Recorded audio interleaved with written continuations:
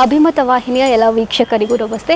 ವೀಕ್ಷಕರಿಗೆ ತಮಗೆಲ್ಲರಿಗೂ ತಿಳಿದಿರೋ ಹಾಗೆ ಪಟ್ಲ ಸಂಭ್ರಮ 2026 ಇದೇ ಬರುವ ಮೇ 30ರಂದು ಮಂಗಳೂರಿನ ಅಡ್ಯಾರ್ ಗಾರ್ಡನ್ನಲ್ಲಿ ಬಹಳ ವಿಜೃಂಭಣೆಯಿಂದ ನಡೀಲಿಕ್ಕಿದೆ. ಸೊ ಪಟ್ಲ ಸಂಭ್ರಮ ಅಂತ ಅಂದರೆ ನಮಗೆಲ್ಲರಿಗೂ ಕೂಡ ಹಬ್ಬದ ವಾತಾವರಣ ಕೊಡುವಂತಹ ಒಂದು ಸಂಭ್ರಮ. ಪ್ರತಿ ವರ್ಷ ಕೂಡ ಹೊಸದಾದಂತಹ ಆಲೋಚನೆಯೊಂದಿಗೆ ಅದ್ಭುತವಾದಂತಹ ಕಾರ್ಯಕ್ರಮಗಳನ್ನ ಈ ಪಟ್ಲ ಸಂಭ್ರಮದಲ್ಲಿ ನಾವು ನೋಡ್ತಾ ಬಂದಿದ್ದೇವೆ. ಸೊ ಈ ವರ್ಷ 2026ರ ಪಟ್ಲ ಸಂಭ್ರಮ ಯಾವ ರೀತಿಯಾಗಿದೆ, ಸೊ ಏನೆಲ್ಲ ವಿಶೇಷ ಕಾರ್ಯಕ್ರಮಗಳನ್ನ ಆಯೋಜನೆ ಮಾಡಿದ್ದಾರೆ ಎಂಬುವಂತ ಎಲ್ಲ ವಿವರಗಳನ್ನ ಇವತ್ತು ನಮ್ಮ ಜೊತೆ ಹೇಳಲಿಕ್ಕಿದ್ದಾರೆ. ಪಟ್ಲ ಫೌಂಡೇಶನ್ ನ ಸ್ಥಾಪಕ ಅಧ್ಯಕ್ಷರಾದಂತಹ ಹಾಗೂ ಹೆಸರಾಂತ ಭಾಗವತರಾದಂತಹ ಪಟ್ಲ ಸತೀಶ್ ಶೆಟ್ಟಿ ಅವರು ನಮ್ಮ ಜೊತೆ ಇದ್ದಾರೆ. ಬನ್ನಿ ಅವ್ರ ಹತ್ರ ಮಾತಾಡಿ ಈ ಪಟ್ಲ ಸಂಭ್ರಮ 2026 ಯಾವ ರೀತಿಯಾಗಿ ನಡೆಯುತ್ತೆ ಅಂತ ಕೇಳ್ಕೊಂಡು ಬರೋಣ.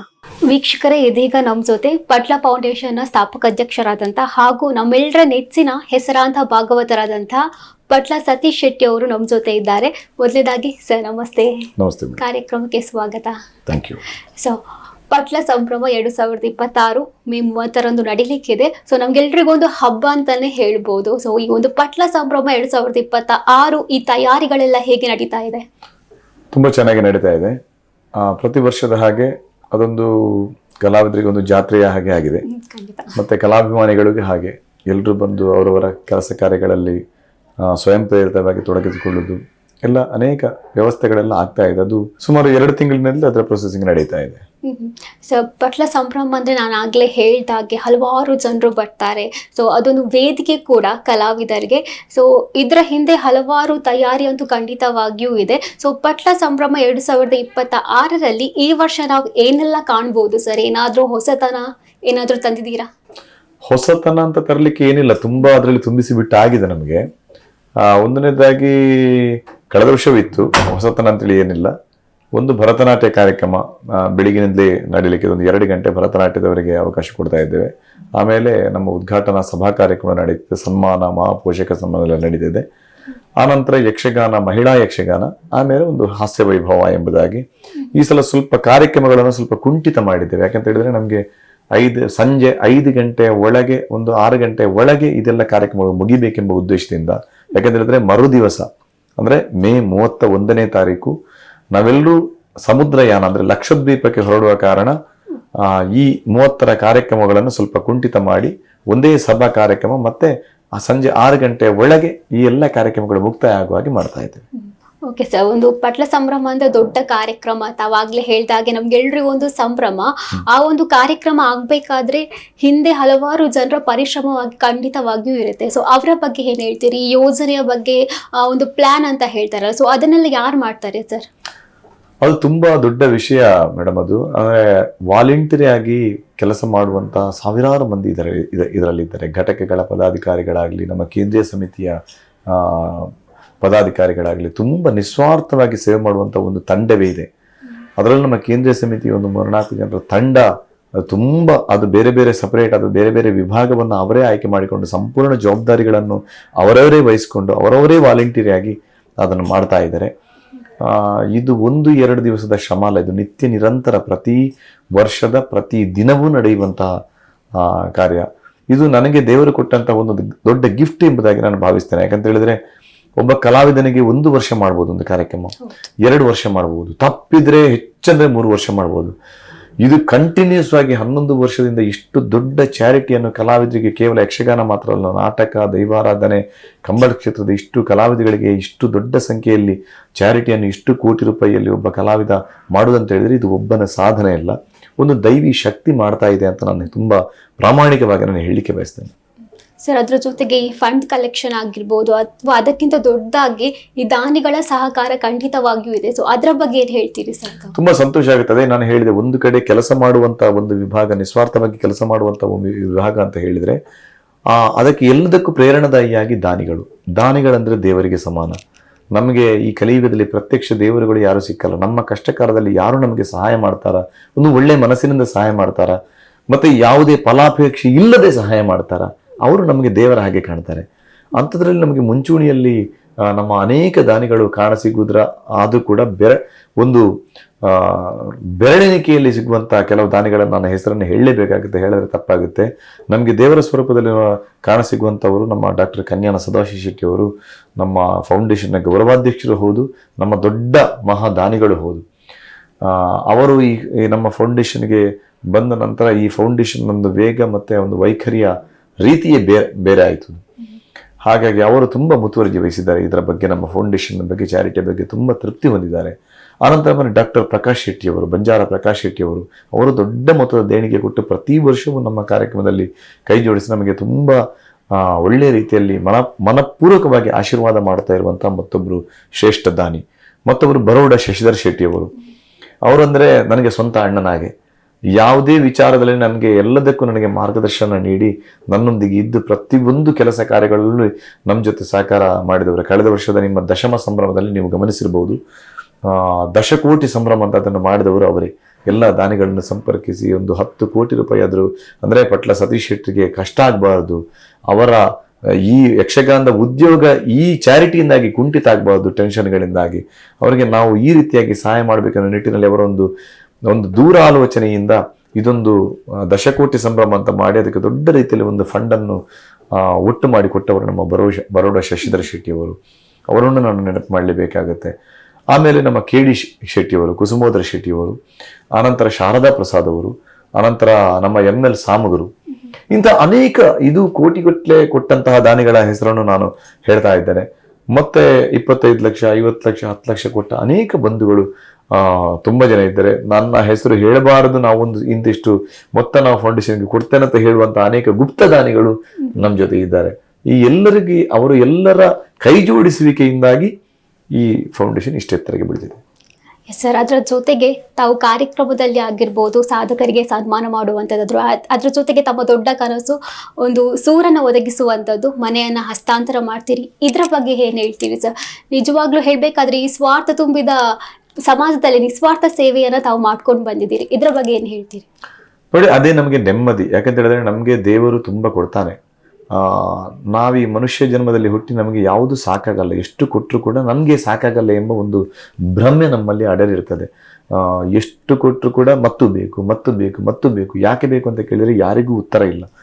ಇಂಥ ಈ ಸಮಾಜದಲ್ಲಿ ನಮಗೆ ಇಷ್ಟು ಸಾಕು, ಇನ್ನು ಉಳಿದವರಿಗೆ ಏನಾದರೂ ಮಾಡೋಣ ಎನ್ನುವ ಒಂದು ವಿಚಾರದಲ್ಲಿ ಅದು ದೈವೀದತ್ತವಾಗಿ ಬರುವಂಥ ಒಂದೊಂದು ರಂಗದಲ್ಲಿ ಒಬ್ಬೊಬ್ಬರನ್ನು ದೇವರು ನೇಮಕ ಮಾಡಿಬಿಡ್ತಾರೆ.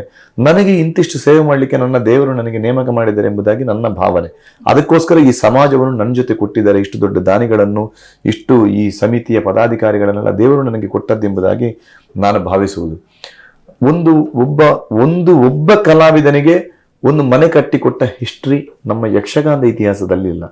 ಒಬ್ಬ ಕಲಾವಿದ ಇನ್ನೊಬ್ಬ ಕಲಾವಿದನಿಗೆ ಒಂದು ಮನೆಯನ್ನು ಕಟ್ಟಿಕೊಟ್ಟ ಹಿಸ್ಟ್ರಿ ಇಲ್ಲ.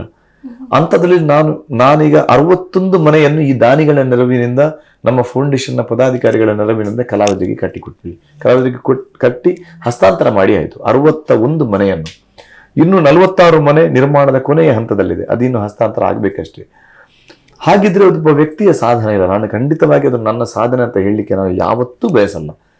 ಇದ್ರ ಜೊತೆಗೆ ಮನೆಯದ್ದೊಂದು ಬೇರೆ. ನಮ್ಮ ಪ್ರತಿ ವರ್ಷ ಕಲಾವಿದರಿಗೊಂದು 2,000-3 ಸಾವಿರ ಕಲಾವಿದರಿಗೆ ಆಕ್ಸಿಡೆಂಟಲ್ ಇನ್ಶೂರೆನ್ಸ್ ಅಂತೇಳಿ ಮಾಡ್ತಾ ಇದ್ದೇವೆ. ಅದರ ಪ್ರಯೋಜನವನ್ನು ಅನೇಕ ಮಂದಿ ಕಲಾವಿದರು ಪ್ರತಿ ವರ್ಷ ಕೋಟಿಗಟ್ಟಲೆ ರೂಪಾಯಿಯಲ್ಲಿ ಪಡೀತಾ ಇದ್ದಾರೆ. ಅದರ ಜೊತೆಗೆ ಯಕ್ಷ ಶಿಕ್ಷಣ ಎಂಬ ಒಂದು ಕ್ರಾಂತಿಯನ್ನು ಹಬ್ಬಿಸಿದ್ವಿ ಒಂದು 3-4 ವರ್ಷಗಳಲ್ಲಿ. ಅದರ ಸಂಪೂರ್ಣ ಜವಾಬ್ದಾರಿಯನ್ನು ವಹಿಸಿಕೊಂಡವರು ನಮ್ಮ ಶ್ರೀ ವಾಸುದೇವ ಐತಾಳ ಪಣಮೂರ್ ಅಂತೇಳಿ, ಮತ್ತು ದೀವಿತ್ ಕೋಟಿಯಾನ್ ಪೆರಾಡಿ ಅಂತ ಅವರು ಮುತುವರ್ಜಿ ವಹಿಸಿ ಅದರ ಜವಾಬ್ದಾರಿಯನ್ನು ತಗೊಂಡು ಕರ್ನಾಟಕ, ಕೇರಳದಾದ್ಯಂತ 13,500 ವಿದ್ಯಾರ್ಥಿಗಳು ಫ್ರೀಯಾಗಿ ನಮ್ಮ ಯಕ್ಷ ಶಿಕ್ಷಣವನ್ನು ಕಲಿತಾ ಇದ್ದಾರೆ. ಇದು ಸರ್ಕಾರಿ ಶಾಲೆಯಲ್ಲಿ ಸರ್ಕಾರದ ಅನುಮತಿಯನ್ನು ಪಡೆದು, ಇದು ಎಲ್ಲೋ ಮನೆಗೆ ಹೋಗಿ ಅಥವಾ ಸಂಘ ಸಂಸ್ಥೆಗಳಲ್ಲಿ ಹೋಗಿ ಕಲಿಸುವುದಲ್ಲ, ಶಾಲೆಗಳಲ್ಲೇ ಹೋಗಿ ಕಲಿಸುವಂತ ಮಾರ್ಪಾಡು. ಒಂದು 60 ಗುರುಗಳನ್ನು ಅದಕ್ಕಾಗಿ ನಾವು ನೇಮಕ ಮಾಡ್ತೇವೆ. ನಮ್ಮ ಫೌಂಡೇಶನ್ ವತಿಯಿಂದ ಅವರಿಗೆ ಗೌರವ ಸಂಭಾವನೆ ಎಲ್ಲ ಹೋಗ್ತದೆ. ಮತ್ತೆ ಆ ವಿದ್ಯಾರ್ಥಿಗಳನ್ನು ವೇದಿಕೆಯಲ್ಲಿ ಹತ್ತಿ ಅವರಿಗೆ ಒಂದು ಕಾರ್ಯಕ್ರಮ ನೀಡುವಲ್ಲಿವರೆಗೆ ನಮ್ಮ ಫೌಂಡೇಶನ್ ಅವರ ಹಿಂದೆ ಇರುತ್ತದೆ. 13,500 ವಿದ್ಯಾರ್ಥಿಗಳು ಕಲಿತಾ ಇದ್ದಾರೆ. ಸುಮಾರು 6,000 ವಿದ್ಯಾರ್ಥಿಗಳು ಈಗಾಗಲೇ ರಂಗ ಪ್ರವೇಶ ಮಾಡಿ ಆಯಿತು ಅದರದ್ದು. ಇಂಥ ಎಲ್ಲ ಅನೇಕ ಬೇರೆ ಬೇರೆ ಯೋಜನೆಗಳನ್ನು ನಾವು ಹಮ್ಮಿಕೊಂಡಿದ್ದೇವೆ. ಸರಿ ಸರ್. ಆ್ಯಂಡ್ ಪಟ್ಲ ಸಂಭ್ರಮ 2026 ಯಾವ ರೀತಿಯಾಗಿ ನಡೆಯುತ್ತೆ ಸರ್? ನಾಡಿದ್ದು ಏನೆಲ್ಲ ಕಾರ್ಯಕ್ರಮಗಳಿವೆ ಅದರ ಬಗ್ಗೆ ಹೇಳಬೇಕಾದ್ರೆ? ನೋಡಿ, ಕಾರ್ಯಕ್ರಮಗಳು ನಾನು ಈಗ ತಾನೇ ಹೇಳಿ ಆಯ್ತು. ಬೆಳಗ್ಗೆಯಿಂದ ಚೌಕಿ ಪೂಜೆ ನಂತರ ಭರತನಾಟ್ಯ, ಆಮೇಲೆ ಸಭಾ ಕಾರ್ಯಕ್ರಮ, ಮಹಿಳಾ ಯಕ್ಷಗಾನ, ಮತ್ತೆ ಹಾಸ್ಯ ವೈಭವ ಅಂತ. ಆಮೇಲೆ ಈ ಸಲ ಒಂದು ವಿಶೇಷವಾಗಿ ನಾವು ಸ್ಕಾಲರ್ಶಿಪ್ ಅಂತೇಳಿ, ಇದಕ್ಕಿಂತ ಮೊದಲು ಕೊಡ್ತಾ ಇದ್ದೇವೆ ಸ್ಕಾಲರ್ಶಿಪ್, ಶಿಕ್ಷಣಕ್ಕೆ ನಾವು ಕೊಡ್ತಾ ಇದ್ವಿ. ಈ ಸಲ ಏನ್ ಮಾಡಿದೀವಿ ಅಂತ ಹೇಳಿದ್ರೆ, SSLC ಮತ್ತೆ PUC ಯಲ್ಲಿ 90% ಹೆಚ್ಚು ಮಾರ್ಕ್ಸ್ ಪಡೆದಂತಹ ವಿದ್ಯಾರ್ಥಿಗಳಿಗೆ, ಅದರಲ್ಲೂ ಕೂಡ ಬಡ ವಿದ್ಯಾರ್ಥಿಗಳು ಅಂದ್ರೆ BPL ಕಾರ್ಡ್ನವರಿಗೆ ಮಾತ್ರ, SSLC ಮತ್ತೆ PUC ಯಲ್ಲಿ 90% ಹೆಚ್ಚು ಮಾರ್ಕ್ಸ್ ಬಂದ BPL ಕಾರ್ಡಿನ ಮಕ್ಕಳಿಗೆ ಸ್ಕಾಲರ್ಶಿಪ್ ಅಂತೇಳಿ ನಾವು ಮಾಡಿದ್ವಿ. ಇದರಲ್ಲಿ ಸುಮಾರು 5,000 ಅಪ್ಲಿಕೇಶನ್ ನಮಗೆ ಬಂದಿದೆ. ನಮಗೆ ಅವರು ಕರ್ನಾಟಕ ಮತ್ತೆ ಕಾಸರಗೋಡು ಜಿಲ್ಲೆಯಿಂದ ಒಟ್ಟು ಸೇರಿ 5,000 ಅಪ್ಲಿಕೇಶನ್ಗಳು ಬಂದಿದೆ. ಅದರ ಸ್ಕ್ರೂಟಿನ್ ಈಗ ನಡೀತಾನೆ ಇದೆ, ಒಂದು 15-20 ದಿವಸಗಳಿಂದ ಕೂಡ ನಡೀತಾ ಇದೆ. ಸುಮಾರು 4,000 ವಿದ್ಯಾರ್ಥಿಗಳು ಅದರಲ್ಲಿ ಪ್ರಯೋಜನವನ್ನು ಪಡೆಯಬಹುದು ಅಂತ. ಅವರ ಕೆಲವು ಡಾಕ್ಯುಮೆಂಟ್ಗಳು ಅಥವಾ ಇನ್ನಿತರ ಕೆಲವು ವಿಚಾರಗಳು ಸರಿ ಇಲ್ಲದಿದ್ದರೆ ಅದು ಸ್ಕ್ರೂಟಿನ್ ಆಗಿ ಒಂದು 4,000ಕ್ಕೆ ವಿದ್ಯಾರ್ಥಿಗಳು ಖಂಡಿತ ಪಡೆಯಬಹುದು ಎಂಬುದಾಗಿ ನಮ್ಮ ಯೋಚನೆ. ಇದು ವಿಶೇಷವಾಗಿ ಇದು ಕೇವಲ ಕಲಾವಿದರಿಗೆ ಮಾತ್ರ ಅಲ್ಲ, ಪ್ರತಿಯೊಬ್ಬರಿಗೆ ಯಾವುದೇ ಜಾತಿ ಧರ್ಮ ಎಂಬ ಭೇದ ಭಾವ ಇಲ್ಲ. ಬಡ ಮಕ್ಕಳಿಗೆ ಆ ಶಿಕ್ಷಣಕ್ಕೆ ನಾವು ಏನಾದರೂ ಸ್ವಲ್ಪ ಕೊಡ್ಲೇಬೇಕೆಂಬ ನಿಟ್ಟಿನಲ್ಲಿ ನಮ್ಮ ಕನ್ಯಾನ ಸದಾಶಿವ ಶೆಟ್ಟರಾಗಲಿ, ಶಶಿಧರ ಶೆಟ್ಟಿ ಅವರಾಗಲಿ, ಈ ಮಹಾದಾನಿಗಳ ಒಂದು ಆ ಅಪೇಕ್ಷೆಯ ಹಾಗೆ ನಾವು ಮಾಡ್ತಾ ಇದ್ದೇವೆ. ಈ ಸಲದ ನಮ್ಮ ಮುಖ್ಯ ವೇದಿಕೆ, ಕಳೆದ ವರ್ಷ 3 ಜನರ ಗಣ್ಯರ ವೇದಿಕೆಯನ್ನು ನಾವು ಇಟ್ಟಿದ್ದೆವು. ಡಾಕ್ಟರ್ ಕನ್ಯಾನ ಸದಾಶಿವ ಶೆಟ್ಟಿ, ಕೊರಂಗ್ರಪ್ಪಾಡಿ ಡಾಕ್ಟರ್ ಪ್ರಕಾಶ್ ಶೆಟ್ಟಿ ಅವರು, ಮತ್ತೆ ಚೆಲ್ಲಡ್ಕ KD ಶೆಟ್ಟಿ ಚೆಲ್ಲಡ್ಕ, ಈ 3 ವೇದಿಕೆಯನ್ನು 3 ವೇದಿಕೆಗಳಿಗೆ ಹೆಸರಿಟ್ಟಿದ್ದೆವು. ಈ ಸಲ ವಿಶೇಷವಾಗಿ ಒಂದೇ ವೇದಿಕೆಗೆ, ನಮ್ಮ ಪ್ರಧಾನ ವೇದಿಕೆಗೆ ಲೀಲಾವತಿ ಫಕೀರ ಶೆಟ್ಟಿ, ಕೂಡೂರು ಕನ್ಯಾನ ಇವರ ಹೆಸರಿನ ವೇದಿಕೆಯಲ್ಲಿ ಈ ಎಲ್ಲ ಕಾರ್ಯಕ್ರಮಗಳು ನಡೆಯಲಿಕ್ಕಿದೆ. ಸರಿ ಸರ್. ಅದ್ರ ಜೊತೆಗೆ ಪಟ್ಲ ಸಂಭ್ರಮಕ್ಕೆ ಹಲವಾರು ಗಣ್ಯ ಅತಿಥಿಗಳು ಉಪಸ್ಥಿತರಿರ್ತಾರೆ, ನಾವು ಇದ್ರವರೆಗೆ ನೋಡಿದ್ದೇವೆ. ಸೊ ಈ ವರ್ಷ ವಿಶೇಷ ಅತಿಥಿಯಾಗಿ ಯಾರನ್ನಾದ್ರೂ ಆಹ್ವಾನಿಸಿದಿರ ತಾವು? ಇಲ್ಲ, ನಮ್ಮ ಫೌಂಡೇಶನ್ ಅನೇಕ ದೊಡ್ಡ ಅತಿಥಿಗಳೆಲ್ಲ ಬಂದಾಗಿದೆ, ಬರ್ತಾನೆ, ಪ್ರತಿ ವರ್ಷ ಕೂಡ ಬರ್ತಾನೆ ಇದ್ದಾರೆ. ಅದಕ್ಕಿಂತ ದೊಡ್ಡ ಅತಿಥಿಗಳು ಬೇರೆ ಕಾಣ್ತಾ ಇಲ್ಲ ನಮಗೆ, ಬಂದವರೇ ಇದ್ದಾರೆ. ಅದರಲ್ಲಿ ಈ ಸಲ ವಿಶೇಷವಾಗಿ ನಮ್ಮ ಚಂಡೀಗಢ ಸರ್ಕಾರದ, ಅಲ್ಲಿ ಸರ್ಕಾರ ಎಂಬುದಲ್ಲ, ಕೇಂದ್ರಾಡಳಿತ ಪ್ರದೇಶ, ಅದು ಅಲ್ಲಿಯ ಚೀಫ್ ಸೆಕ್ರೆಟರಿ ಸಂಪೂರ್ಣ ಜವಾಬ್ದಾರಿಯನ್ನು ವಹಿಸಿಕೊಂಡಂಥವರು ನಮ್ಮ IAS ರಾಜೇಶ್ ಪ್ರಸಾದ್ ಅವರು ನಮ್ಮ ಕಾರ್ಯಕ್ರಮಕ್ಕೆ ಬರ್ತಾ ಇದ್ದಾರೆ. ಅದು ಬಹಳ ವಿಶೇಷವಾಗಿ ಈ ಸಲ ಬರ್ತಾ ಇದ್ದಾರೆ ಎಂಬುದಾಗಿ ಹೇಳಿಕೆ ಸಂತೋಷ ಪಡ್ತೇನೆ. ಅದರ ಜೊತೆಗೆ ಈ ಸಲದ ಮಹಾ ಪೋಷಕ ಪ್ರಶಸ್ತಿ, ನಮ್ಮ ಇಡೀ ನಾಡು ಕಂಡಂತಹ, ನಮ್ಮ ದೇಶ ಕಂಡಂತಹ ಒಂದು ಅಪ್ರತಿಮ ಸಾಧಕ ನಮ್ಮ ಡಾಕ್ಟರ್ M ಮೋಹನಾಳ್ ಅವರಿಗೆ, ಶಿಕ್ಷಣದಲ್ಲಿ ಕ್ರಾಂತಿಯನ್ನೇ ಎಬ್ಬಿಸಿದಂಥವರು, ಅನೇಕ ಬಡ ವಿದ್ಯಾರ್ಥಿಗಳಿಗೆ ಉಚಿತ ಶಿಕ್ಷಣವನ್ನು ನೀಡಿ ನಮ್ಮೆಲ್ಲರ ಕಣ್ಮಣಿಯಾಗಿ ನಮ್ಮ ಭಾರತ ದೇಶದ ಒಂದು ಸಾಂಸ್ಕೃತಿಕ ರಾಯಭಾರಿಯಾಗಿ ನಿಂತಹ ಡಾಕ್ಟರ್ M ಮೋಹನಾಳ್ ಅವರಿಗೆ ನಮ್ಮ ಯಕ್ಷಧ್ರುವ ಮಹಾಪೋಷಕ ಪ್ರಶಸ್ತಿಯನ್ನು ನಾವು ನೀಡ್ತಾ ಇದ್ದೇವೆ. ಮತ್ತೊಂದು ಯಕ್ಷಧ್ರುವ ಪಟ್ಟ ಪ್ರಶಸ್ತಿ ನಾವು ಪ್ರತಿ ವರ್ಷ ನೀಡುವಂತಹ ಗೌರವದ ಒಂದು ಪ್ರಶಸ್ತಿ. ಆ ಪ್ರಶಸ್ತಿಗೆ ಈ ಸಲ ಪೋಲ್ಯ ಲಕ್ಷ್ಮೀನಾರಾಯಣ ಶೆಟ್ಟಿ ಅವರು ಆಯ್ಕೆಯಾಗಿದ್ದಾರೆ. ಹಿರಿಯ ಭಾಗವತರು. ಒಂದು 25 ವರ್ಷಗಳ ಹಿಂದೆ ನಾವು ಯೋಚನೆ ಮಾಡಿದರೆ, ವಿಮಾನದಲ್ಲಿ ಮುಂಬೈಯಿಂದ ಬಂದು ಭಾಗವತಿಗೆ ಮಾಡಿದಂಥ ಒಂದು ಕೀರ್ತಿ ಇದ್ರೆ ಅದು ಪುಲ್ಯ ಲಕ್ಷ್ಮೀನಾರಾಯಣ ಶೆಟ್ಟರಿಗೆ. ಈಗ ಆರೋಗ್ಯ ತುಂಬ ಹದಗೆಟ್ಟು ಅವರು ತುಂಬ ಕಷ್ಟದಲ್ಲಿದ್ದಾರೆ. ಅಂಥವರನ್ನು ಆಯ್ಕೆ ಮಾಡಿ, ಅವರು ಮುಂಬೈಯಲ್ಲಿ ಇರುವುದು, ಅವರಿಗೆ ನಾವು ಈ ಪ್ರಶಸ್ತಿಯನ್ನು ಕೊಡ್ತಾ ಇದ್ದೇವೆ. ಕಾಳಿಂಗ ನಾವುಡರ ಜೊತೆಗೆ ದ್ವಂದ್ವ ಹಾಡುಗಾರಿಕೆಯನ್ನು ಮಾಡಿ ಮಿಂಚಿದಂತಹ ಅಪಾರ ಅಭಿಮಾನಿಗಳನ್ನು ಪಡೆದಂಥ ಒಬ್ಬ ಶ್ರೇಷ್ಠ ಕಲಾವಿದ ಪುಲ್ಯ ಲಕ್ಷ್ಮೀನಾರಾಯಣ ಶೆಟ್ಟರು. ಸರಿ ಸರ್. ಆ್ಯಂಡ್ ಅದರ ಜೊತೆಗೆ ಹೋದ ವರ್ಷ ನೋಡೋದಾದ್ರೆ ತಾವು ಹಾಗೂ ತಮ್ಮ ಮನೆಯವರು ಯಕ್ಷಗಾನದಲ್ಲಿ ಪಾತ್ರವನ್ನ ಮಾಡಿದ್ದೀರಿ. ಸೊ ಈ ವರ್ಷ ಅಂತಹ ಒಂದು ಸೌಭಾಗ್ಯವನ್ನು ನಾವು ನೋಡ್ಬೋದಾ ಸರ್? ಇಲ್ಲ, ಈ ಸಲ ಹಾಗೆ ಏನು ಯೋಚನೆ ಮಾಡಿಲ್ಲ ನಾವು. ಅಂದ್ರೆ ಮರುದಿವಸ ಸಮುದ್ರಯಾನಕ್ಕೆ ನಾವು ಹೊರಡುವ ಕಾರಣ ಈ ಗೊಂದಲಗಳು ಬೇಡ ಅಂತ. ಕಳೆದ ವರ್ಷ ದಶಮಾನೋತ್ಸವದ ಕಾರಣ ಎಲ್ಲರೂ, ನಾವು ಬರೋಡ ಶಶಿ ಶೆಟ್ಟರಾಗ್ಲಿ, ನಮ್ಮ ಮನೆಯವರಾಗ್ಲಿ, ಎಲ್ಲ ನಮ್ಮ ಸಮಿತಿಯ ಪದಾಧಿಕಾರಿಗಳಾಗ್ಲಿ ಎಲ್ಲರೂ ಪಾಲ್ಗೊಂಡಿದ್ರು. ಈ ಸಲ ಅಂಥದ್ದು ವಿಶೇಷಗಳಿಗೇನೆಲ್ಲ ಎಲ್ಲ ಕಲಾವಿದರು ಮಾಡ್ತಾ ಇದ್ದಾರೆ.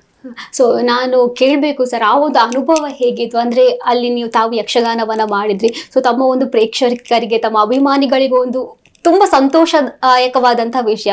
ಸೊ ಅದ್ರ ಬಗ್ಗೆ ಏನ್ ಹೇಳ್ತೀರಿ?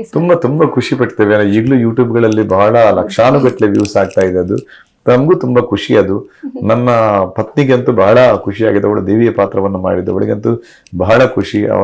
ಈಗಲೂ ನಮ್ಮ DPಗಳಲ್ಲಾಗ್ಲಿ, ಬೇರೆ ಇನ್ನಿತರ ನಮ್ಮ ಮನೆಗಳಾಗಲಿ ದೊಡ್ಡ ಫೋಟೋಗಳನ್ನೆಲ್ಲ ಹಾಕಿ ನಾವು ಇಟ್ಕೊಂಡಿದ್ದೆ. ನಾವು ಕಲಾವಿದರಾಗಿ ಹೇಗೂ ಹೆಮ್ಮೆ, ನಮಗೆ ಕಲೆಯ ಬಗ್ಗೆ ಹೆಮ್ಮೆ ಇದೆ. ಬಾಕಿ ಹೊರಗಿನವರು ಕೂಡ ನೀವು ಅವತ್ತು ಪಾತ್ರ ಮಾಡಿದಿರಲ್ಲ, ನಿಮ್ಮ ಹೆಂಡತಿ ಪಾತ್ರ ಮಾಡಿದಾರಲ್ಲ, ಮತ್ತೆ ಈಗ ನಮ್ಮ ಬರೋಡ ಶಶಿಧರ ಶೆಟ್ಟರು ಬ್ರಹ್ಮನ ಪಾತ್ರವನ್ನು ಮಾಡಿದ್ರು, ನಮ್ಮ ಚಾರ್ಟರ್ಡ್ ಅಕೌಂಟ್ ಸುದೇಶ್ ರೈ ಅವರು ಇದು ಈಶ್ವರನ ಪಾತ್ರವನ್ನು ಮಾಡಿದ್ರು. ಅವರಿಗೆಲ್ಲ ಎಷ್ಟು ಸಂತೋಷ ಅಂತ ಹೇಳಿದ್ರೆ, ಅದು ಹೇಳಿ ಕೊಡ್ಲಿಕ್ಕಿಲ್ಲ. ಮತ್ತೊಬ್ರು ನಮ್ಮ ಸೆಕ್ರೆಟರಿ ಪುರುಷೋತ್ತಮ ಭಂಡಾರಿ ಅವರು ಕಾಲು ನೋವಿಂದಾಗಿ ಅವರಿಗೆ ಪಾತ್ರ ಮಾಡ್ಲಿಕ್ಕೆ ಆಗ್ಲಿಲ್ಲ. ಅವರಿಗೂ ಬಹಳ ಆಸೆ ಇತ್ತು ಪಾತ್ರ ಮಾಡಬೇಕು ಅಂತ. ಸೊ ನಾವ್ ಯಾರು ಕೂಡ ಊಹೆ ಮಾಡ್ಲಿಲ್ಲ ಸರ್, ತಾವು ಕೂಡ ಆ ತರ ಎಲ್ಲ ಪಾತ್ರವನ್ನ ಮಾಡ್ತೀರಿ ತಮ್ಮ ಮನೆಯವರ ಜೊತೆ ಅಂತ. ನಮ್ಗಂತೂ ತುಂಬಾನೇ ಖುಷಿ ಆಯ್ತು. ಮಕ್ಕಳ ಜೊತೆ ನಾವು ಪಾತ್ರ ಮಾಡಿದ್ರೆ ನಮಗೆ ಬಹಳ ವಿಶೇಷ ಆಗಿದೆ. ಇಬ್ರು ಮಕ್ಕಳು ಕೂಡ ಪಾತ್ರ ಮಾಡಿದ್ರು. ಖಂಡಿತ ಸರ್. ಅಂಡ್ ನಮ್ಮ ವೀಕ್ಷಕರಿಗೆ ಈ ಒಂದು ವಾಹಿನಿಯ ಮುಖಾಂತರ ತಮ್ಮ ಒಂದು ಕಾರ್ಯ ಸರ್. ಎಲ್ಲ ವೀಕ್ಷಕ ಬಂಧುಗಳಿಗೆ ಅಭಿಮಾತ ಟಿವಿ ವಾಹಿನಿಯ ಮೂಲಕ ನಾನು ಕೇಳಿಕೊಳ್ಳುವುದೇನೆಂದರೆ, ನಾಡಿದ್ದು ಮೇ 30ನೇ ತಾರೀಕು ಶನಿವಾರದ ದಿವಸ ನಮ್ಮ ಯಕ್ಷಧ್ರುವ ಪಟ್ಲ ಫೌಂಡೇಶನ್ನ 11ನೇ ವರ್ಷದ ವಾರ್ಷಿಕ ಕಾರ್ಯಕ್ರಮ ಅಡ್ಯಾರ್ ಗಾರ್ಡನ್ ಮಂಗಳೂರಿನಲ್ಲಿ ನಡೆಯಲಿಕ್ಕಿದೆ. ಇದು ತಾವೆಲ್ಲರೂ ನಮಗೆ ಹೇಳಿಕೆ ಸಿಕ್ಕಿಲ್ಲ ಎಂಬ ಭಾವನೆ ದಯವಿಟ್ಟು ಬೇಡ. ಇದೆಲ್ಲ ನಾವೆಲ್ಲ ಸೇರಿ ಮಾಡುವಂಥ ಒಂದು ಸಾಮಾಜಿಕದ ಒಟ್ಟಿಗೆ ಒಂದು ದೇವರ ಕಾರ್ಯ ಎಂಬುದಾಗಿ ತಾವು ಭಾವಿಸಿ ಈ ಕಾರ್ಯಕ್ರಮಕ್ಕೆ ಬನ್ನಿ, ನೋಡಿ ಆನಂದಿಸಿ. ಕಲಾವಿದರು ಯಾವ ರೀತಿ ಅದರ ಪ್ರಯೋಜನ ಪಡ್ಕೊಳ್ತಾ ಇದ್ದಾರೆ, ಮತ್ತು ವಿದ್ಯಾರ್ಥಿಗಳು ಯಾವ ರೀತಿ ಶಿಕ್ಷಣಕ್ಕೆ ಪ್ರಯೋಜನ ಪಡ್ಕೊಳ್ತಾ ಇದ್ದಾರೆ, ತಮ್ಮ ರೀತಿಯಾದ ಕೊಡುಗೆಗಳನ್ನು ನೀಡಿ ನಮಗೆ ಸಹಕರಿಸಿ ಎಂಬುದಾಗಿ ಈ ಮೂಲಕ ಕೇಳಿಕೊಳ್ತಾ ಇದ್ದೇನೆ. ಬನ್ನಿ, ಆ ಕಾರ್ಯಕ್ರಮದಲ್ಲಿ ಪಾಲ್ಗೊಳ್ಳಿ. ನಮಸ್ತೆ. ಧನ್ಯವಾದ ಸರ್. ತಮ್ಮ ಅಮೂಲ್ಯವಾದ ಸಮಯವನ್ನ ನಮಗೆ ಕೊಟ್ಟು ಈ ತರ ಒಂದು ಪಟ್ಲ ಫೌಂಡೇಶನ್ ಏನಿದೆ ಟ್ರಸ್ಟ್, ಇದರಿಂದ ಪಟ್ಲ ಸಂಭ್ರಮ 2026 ಬಗ್ಗೆ ಮಾಹಿತಿಯನ್ನ ತಮ್ಮ ಜನರಿಗೆ ತಾವು ಕೊಟ್ಟಿದ್ದೀರಿ. ಸೊ ಧನ್ಯವಾದ. Thank you so much.